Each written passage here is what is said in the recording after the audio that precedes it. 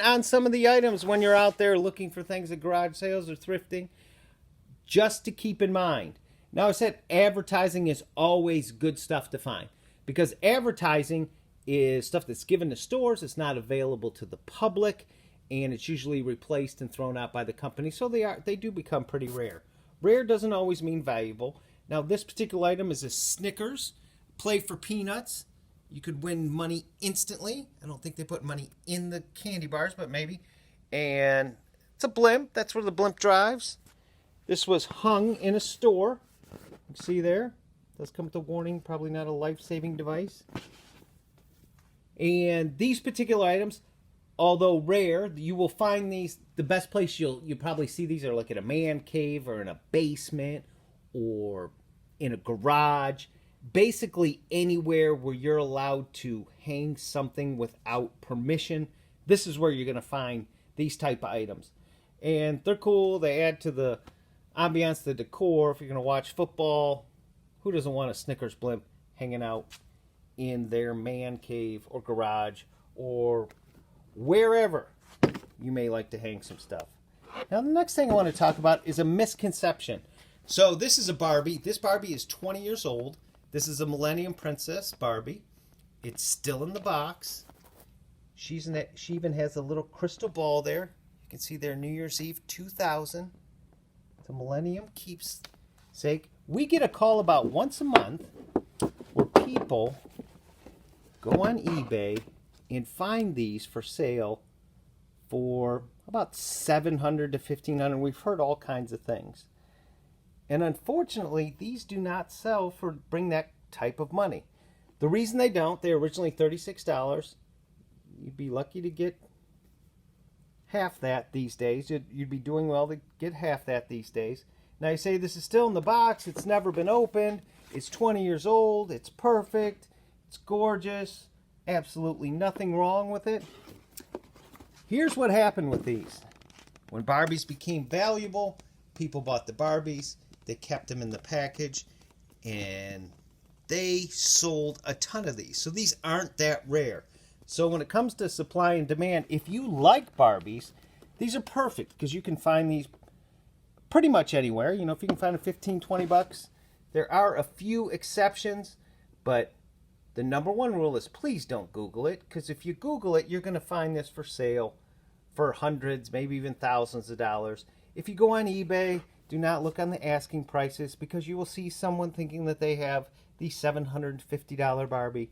They do not. No one's going to pay that. You have to go to the sold prices.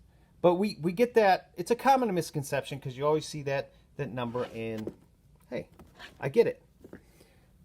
Another thing I found here is this is an old Hot Wheels. This is one of the original Hot Wheels. That color is actually called antifreeze. This is an actual vehicle. But you can see what you want to look for in Hot Wheels are the redline tires. Now there's different redline tires that have come out since, but these are the originals. See there, you can see where it's made. It's still in decent condition, and there's different wheels. You have Hong Kong wheels, you have Malaysia wheels. This one's in really good shape. Hot Wheels were really hot about 15 years ago.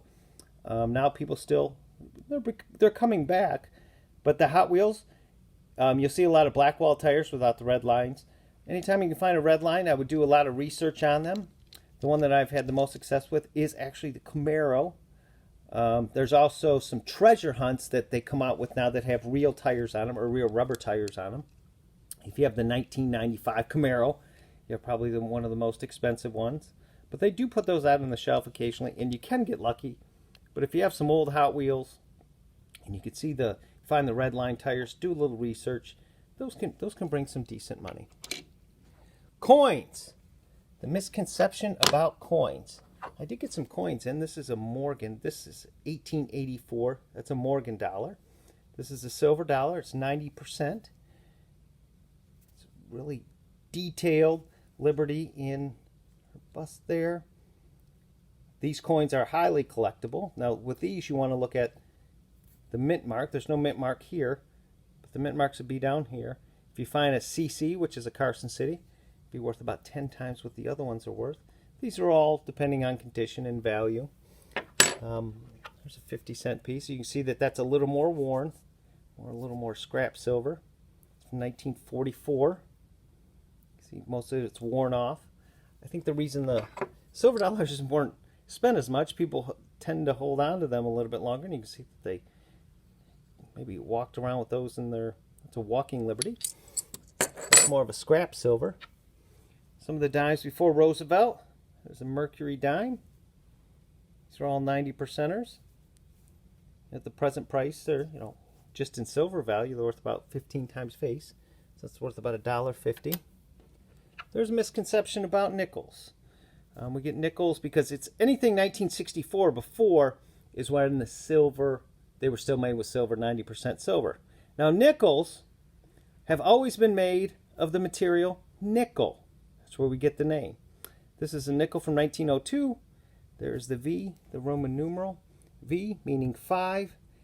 I mean, this is a cool item. These were obviously spent a little bit more. Her face and crown are almost all worn off. This is from 1902. It's still 118 years old, but it doesn't have a lot of value, not a lot of numismatic value because of the wear, but I still think a cool piece.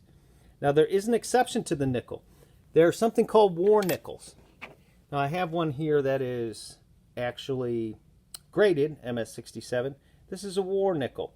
From 42 to 45, they put 40% silver in the nickels because of the war effort. Now, any 43 through 45, you're going to find silver in them. But the 42s, you're going to have to be careful because not all of them. See the mint mark over the dome? There's a P there. Those are the ones that have silver content. Now, if you find you think a valuable one like a Carson City or something, an Air or a rare date, if you want about 10 times the money, you have to pay to get it graded. The grading companies will go, and that's the grading there, and you have to go to a reputable company because people are more willing to pay for that. Now, if it's going to cost you more than it's worth, I wouldn't get it graded. But this is a great example of a nickel. It's perfect, and that's what I would do if you had that. Same go with baseball cards or anything else.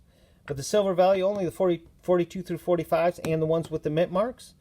Not all Barbies are worth money. Advertising, although may not be valuable, is very, very cool. Check your Hot Wheels, your dad's Hot Wheels. If he still has them, he's got those redline tires. The colors are the best. The rarest ones and the most expensive one tends to be the pink ones because they didn't make as much. We go supply and demand there. And there are some new ones. So anyway, thanks for watching. Please be aware and educated on anything that you're going out looking for. If you would, press that subscribe button so you can keep aware of a lot of useless knowledge. If you know anyone who has old toys, have them look them up.